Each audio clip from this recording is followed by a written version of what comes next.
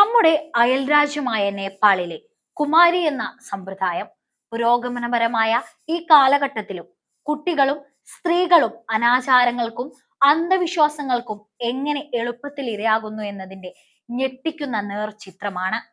പുറമെ വിദ്യാസമ്പന്നൻ എന്ന് തോന്നുന്ന ഒരാളുടെ തോളിൽ തളർന്നുറങ്ങുന്ന ആര്യ താര ശാക്യ എന്ന 2 വയസ്സുകാരിയുടെ ചിത്രം അവളുടെ ഭീകരമായ ഭാവിയിലേക്കുള്ള നിസ്സഹായമായ പ്രവേശനത്തെയാണ് സൂചിപ്പിക്കുന്നത്.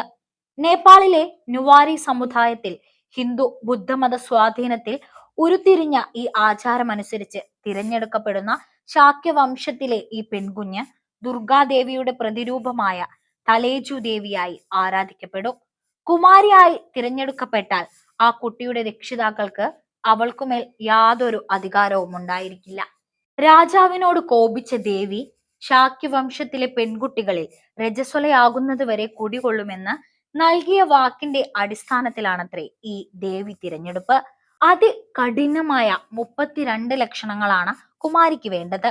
ഒരു മുറിവ് പോലും പറ്റാത്ത ശുദ്ധ ശരീരം, ആകർഷകമായ നിറവും തിളക്കവുമുള്ള ചർമ്മവും, മാനിന്റെ പോലുള്ള കാലുകൾ, അരയന്നത്തിന്റെ പോലുള്ള ശബ്ദം, സിംഹത്തിന്റെ നെഞ്ച്, പശുവിന്റെ കൺപീലികൾ എന്നിങ്ങനെ നീളുന്നു ഈ നിബന്ധനകൾ.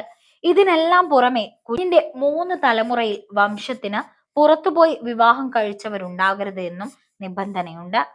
തിരഞ്ഞെടുപ്പ് പൂർത്തിയായാൽ ഏറ്റവും ഭീകരമായ അഗ്നി പരീക്ഷണമാണ് കുഞ്ഞിനെ കാത്തിരിക്കുന്നത്.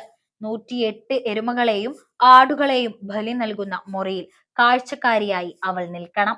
തുടർന്ന് ചോരയൊലിക്കുന്ന മൃഗത്തലകൾക്കിടയിൽ ഒറ്റയ്ക്ക് രാത്രി മുഴുവൻ കഴിയണം.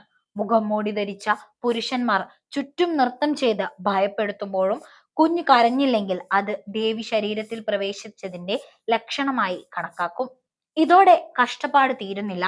കുമാരി ചെഹ് എന്ന ഇരുണ്ട ദേവി ഗൃഹത്തിൽ കെയർടേക്കർക്കൊപ്പം അവൾ വർഷങ്ങൾ തള്ളി നീക്കണം. ആദ്യ ആർത്തവം വരെ അവൾക്ക് നിലം ചവിട്ടാൻ അനുവാദമില്ല. സുപ്രീം കോടതിയുടെ അനുകൂല വിധി നിലനിൽക്കുമ്പോഴും വിശ്വാസം കാരണം കുട്ടിയെ ഇപ്പോഴും എടുത്തുകൊണ്ടാണ് നടക്കുന്നത്. ഏറ്റവും വേദനാജനകം, തിരഞ്ഞെടുക്കപ്പെട്ടാൽ പിന്നെ ആ കുഞ്ഞിന് വികാരങ്ങൾ പ്രകടിപ്പിക്കാൻ സാധിക്കില്ല എന്നതാണ്. അവൾ ചിരിച്ചാൽ നോക്കി നിന്നവർക്ക് മരണം ഉറപ്പ്. ആഹാരം കൂടുതൽ ചോദിച്ചാൽ ക്ഷാമം. അങ്ങനെ ഓരോ പ്രവൃത്തിക്കും ദുരർത്ഥങ്ങൾ കൽപ്പിക്കപ്പെടുന്നു. കളിക്കൂട്ടുകാരില്ലാതെ, രക്ഷിതാക്കളെ കാണാതെ, അടിസ്ഥാന വിദ്യാഭ്യാസം പോലും നിഷേധിക്കപ്പെട്ട് കുട്ടിക്കാലം മുഴുവൻ ആ കുഞ്ഞ് ഒരു ദൈവിക തടവുകാരിയായി ജീവിക്കുന്നു. ആദ്യ ആർത്തവത്തോടെ ആചാരത്തിന്റെ പിൻവാതിലിലൂടെ അവൾക്ക് പുറത്തേക്ക് കടക്കാം. മുൻവാതിലിലൂടെ മറ്റൊരു നിസ്സഹായയായ 2 വയസ്സുകാരി അപ്പോൾ ബാല്യം ഹോമിക്കാൻ കയറി വരും.